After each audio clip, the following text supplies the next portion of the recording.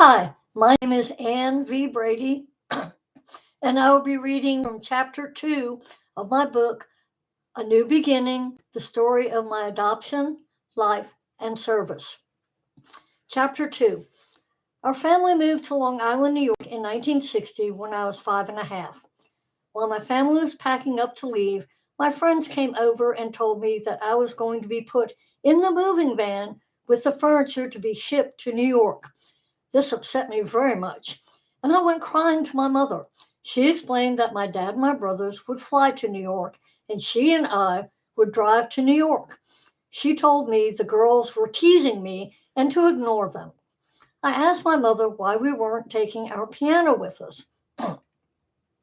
I had hoped that we would take it with us so I could learn how to play the piano. She told me that the piano was too old to be moved. The only one that played the piano was my brother Jim. His piano instructor was a nun who taught him how to play. They bought the piano for $5. When we arrived in New York, my parents rented a house on Dartmouth Street in Willesden Park on Long Island. We lived there about a year while my parents looked for a house to buy.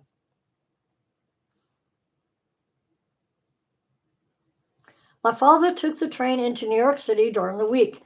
My mom would drive to the train station to pick him up around 6 o'clock every night. I remember one day when it rained so hard that the street flooded. The only street that flooded was Dartmouth Street. The reason the street flooded was because the drains got clogged. It was so bad that the basement was flooded. I remember standing on the stairs leading to the basement, and my sneakers floated off my feet. Everything that was boxed in the basement was ruined. Later that day, we saw two men in a rowboat rowing down the street. When it came time to get my father, my brothers put on their boots and walked to the train station. They brought boots for my father to wear. They all walked back from the train station. Workmen had to come out and clear the drains so that the street would dry out. That summer, I had to have my tonsils out. My throat was very sore, but it didn't bother me too much because I could eat lots of ice cream. The only thing that bothered me was it was summer and I couldn't go outside. It was especially annoying when they had a cookout with friends over and I had to stay inside the house and watch everyone have fun. I was looking forward to going into first grade in the fall. I was going to be attending St. Aidan's School.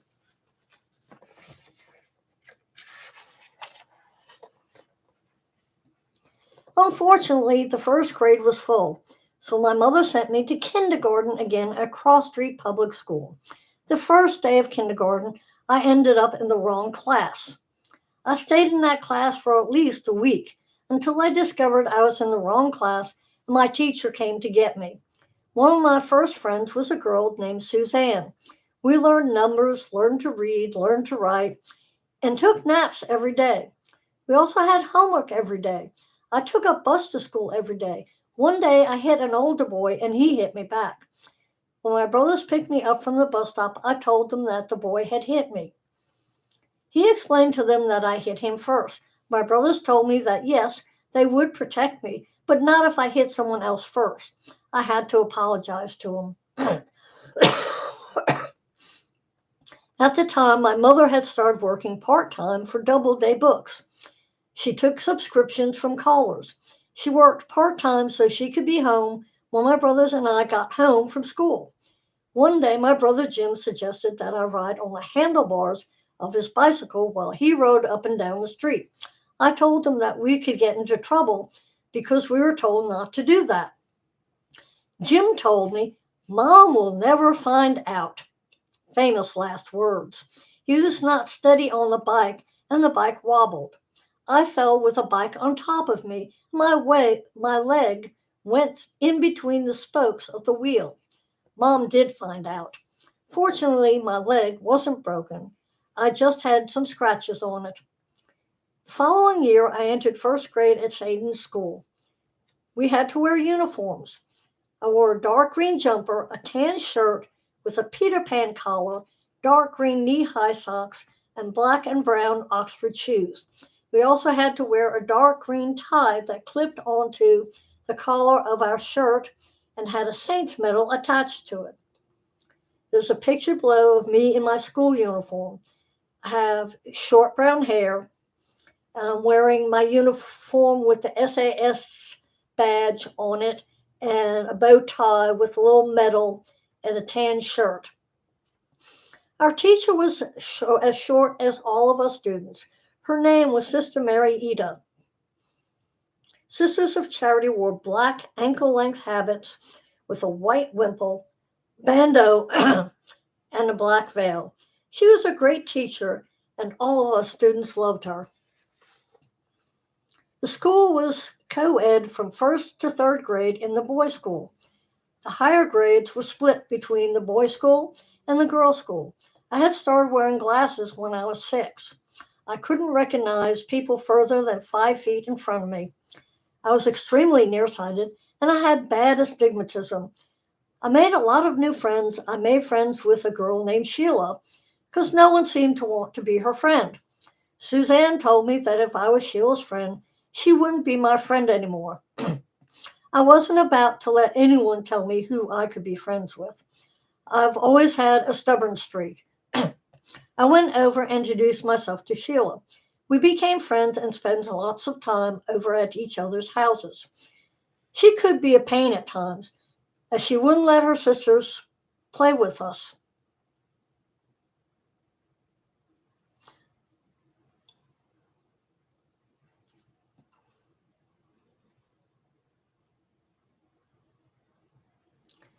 I tried to play with some of the boys.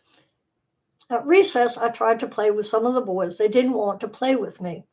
A few of the girls didn't want to play with me either. I went to classes to prepare for receiving my first communion. Every so often, we would have to go over to church to attend Mass, usually on a feast day. Those of us who didn't have hats were given doilies to fasten to our hair with bobby pins. First communion was in May. We wore white dresses, a white veil, and white shoes. We carried a Bible with us and all went up to communion at the same time. Our families were there to watch us get our first communion. There was a reception for all of us and our families to celebrate First Communion.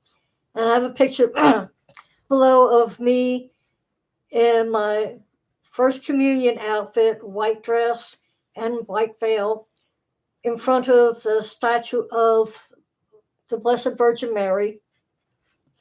By the time I entered second grade, we had moved to 196 Broad Street. It was a nice house.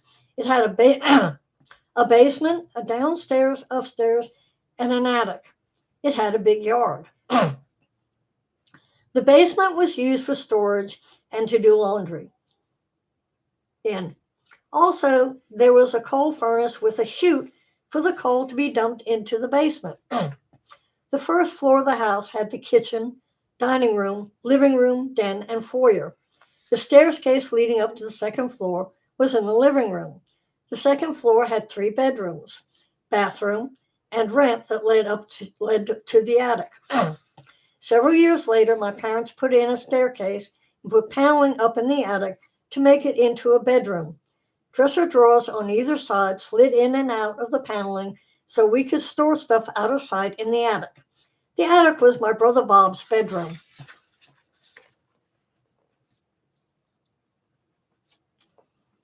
My bedroom was painted blue and faced out on the street. In my bedroom hung a picture of baby Jesus holding a lamb and with a bird on his shoulder. It had always hung in my bedroom, even when we lived in Massachusetts.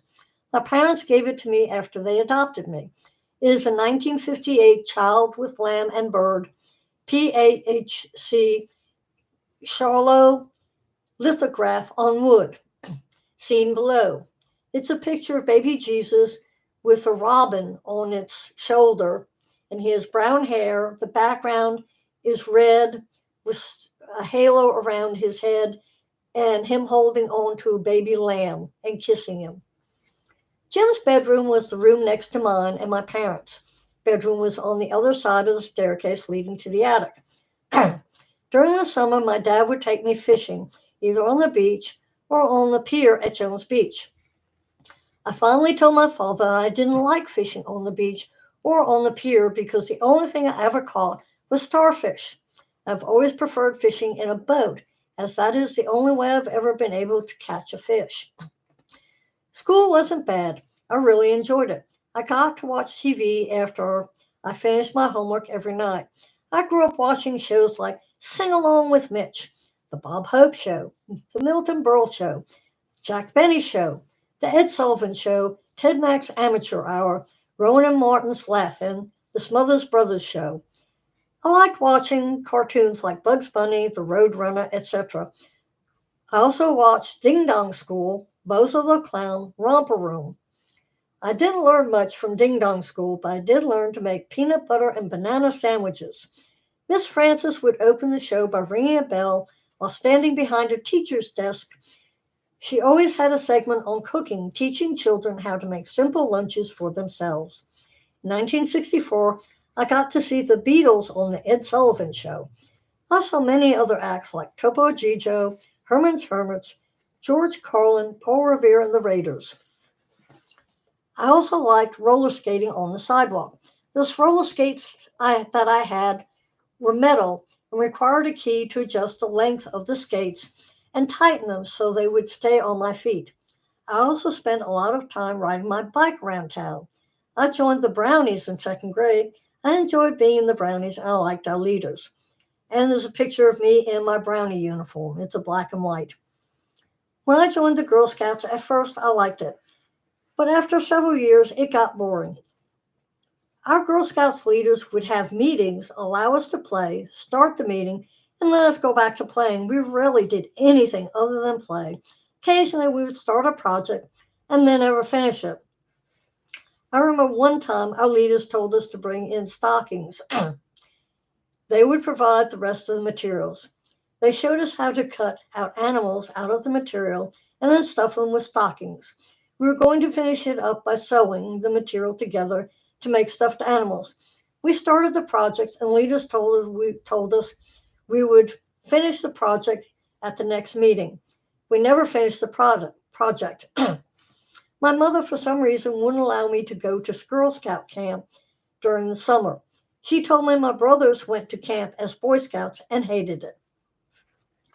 One year, they took the Girl Scouts to camp for the weekend in the spring.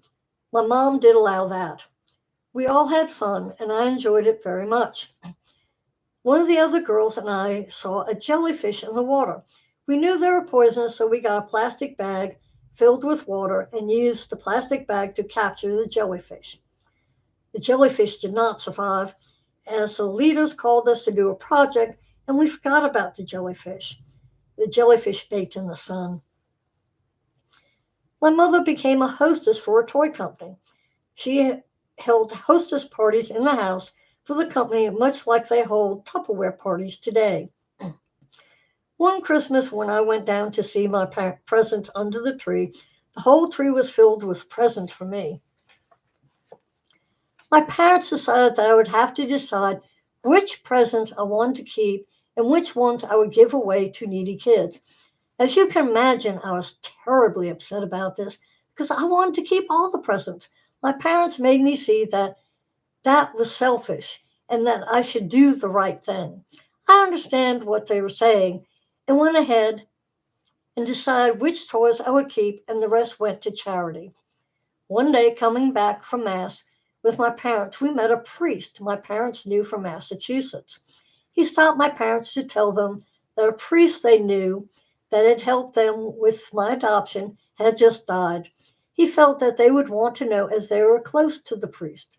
It was nice of the priest to tell my parents about the priest dying. I was sorry to hear about it, but the first thought I had was that if I ever decided to look for my birth family, I would have one less person to ask about my birth parents. During the summer, the whole family would go to Jones Beach. I loved jumping the waves and spent extraordinary little times sunning.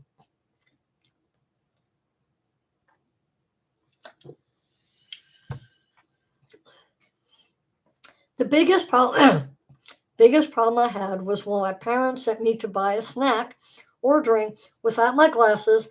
I couldn't see to find my way back. I was very nearsighted and couldn't see well enough to recognize faces in the distance. It bothered me because I was worried about getting lost on the beach. I quickly learned to figure out a path from my beach towel to the concession stand and use landmarks to find my way back to my family. When my parents realized I couldn't see my way back, they would stand up and wave to me so that I could find them. One thing I always enjoyed was when the ice cream truck drove through town. Kids would scramble home to get money for ice cream. Two different trucks drove through town on alternate days. Good Humor and Mr. Softy. We enjoyed both. I loved either chocolate eclair or strawberry shortcake. After I finished, I would let my dog Tammy lick the popsicle stick.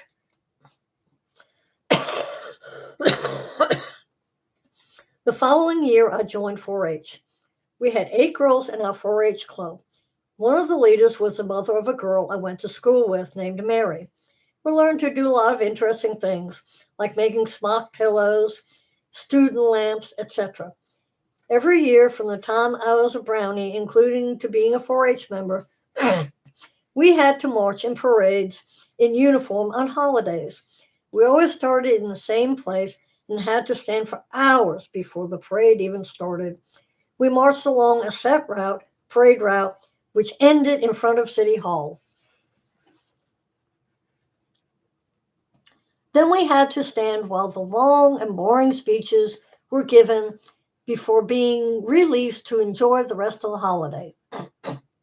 The first several times I, mar- I marched in a parade, the first several times I marched in a parade was exciting. After a while, I hated it.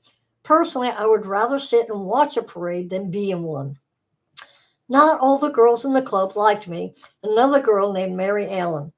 One of the girls was Mary, who was 4 H leader's daughter. Mary seemed determined to make my life a living hell. When she had her birthday party, she invited everyone from the 4 H club except for Mary Ellen and me. My cousin Tommy was the newspaper delivery boy. When he heard that I wasn't invited to her party, he invited me to help him deliver newspapers on the street that she lived on. Tommy said that would show her that I didn't care about being invited to her stupid party. Tommy was several years older than me, and I thanked him particularly profusely for helping me out. In some ways, Tommy was considered the black sheep of his family because he had a bad temper. Tommy was good to his mother, his grandmother, my grandmother, and me. He always showed respect and love towards all of us. Now, his brother Stephen was a different story. Stephen was considered the golden boy of the family and was a jerk. They also had a sister, Amy. Amy was a sweet girl who always had a smile on her face.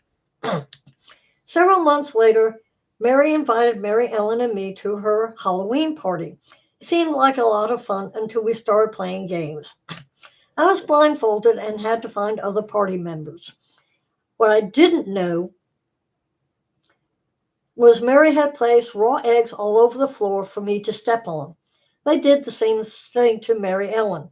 Mary didn't do that to any of the other girls. I called my mom to come pick me up, and that was the last party of Mary's that I ever attended. In 1963, I was in 3rd grade at 9 years old.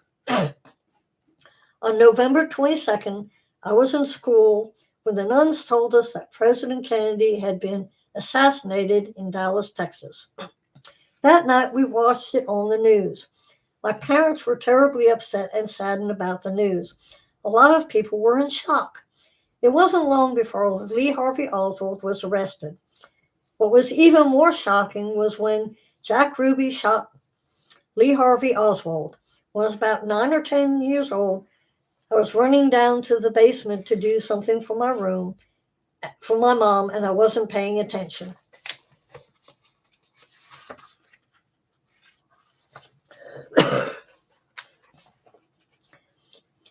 I fell down the stairs. I bounced down each step individually until I landed on the concrete basement floor. 3 or 4 weeks later, I was running down the basement stairs when I slipped, went flying, and landed on the concrete basement floor on my butt. I could at times be a real klutz. After that, I always paid more attention when going down the basement stairs. Sometimes my parents would take us all to Coney Island. We would go on the rides and play games on the boardwalk. We would stop at Nathan's hot dog stand and get hot dogs for lunch. I hated going to Coney Island on a Friday because we couldn't eat meat and we couldn't have hot dogs. Whenever our TV went out, my parents would always call the same young man. He was incredibly good at his job. My parents told me the reason they always used him was that they wanted to build his confidence up. He was talented fixing electronics, but his parents always told him that he was stupid and couldn't do anything right. So whenever a radio or TV wouldn't work, they called him. When it was time for my birthday, I got one of those build a computer kits. I followed the instructions and put it together. But it didn't seem to work. Jim had a friend of his visiting him named Bob. His nickname was Bobo. I was complaining the computer didn't work, and Bobo offered to help me. Bobo helped me fix my computer, and it worked fine. I had a little bit of a crush on Bobo. He was tall, with dark hair, and he wore glasses. Today, he would be considered a nerd. Jim seemed upset with me because I had a good relationship with Bobo and did his best to try and keep us apart. One day I met a girl named Maggie, who I invited to play at my house, and we had fun. Maggie then invited me to play at her house, where she said she had a giant dollhouse to play in.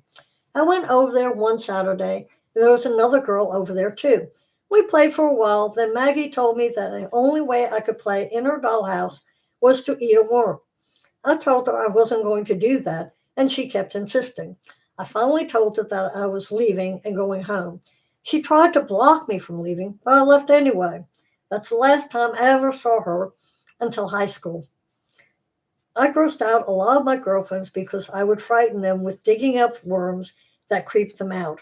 They couldn't believe that I wasn't afraid to touch a worm. I used to dig them up for when we would go fishing. I'm going to end my reading right there. I don't want to go on too long, but I will read the rest of chapter 2 in my next reading, and I hope everybody enjoyed it and found it interesting. Please feel free to leave a comment. Thank you very much. Y'all have a nice day, and happy hump day.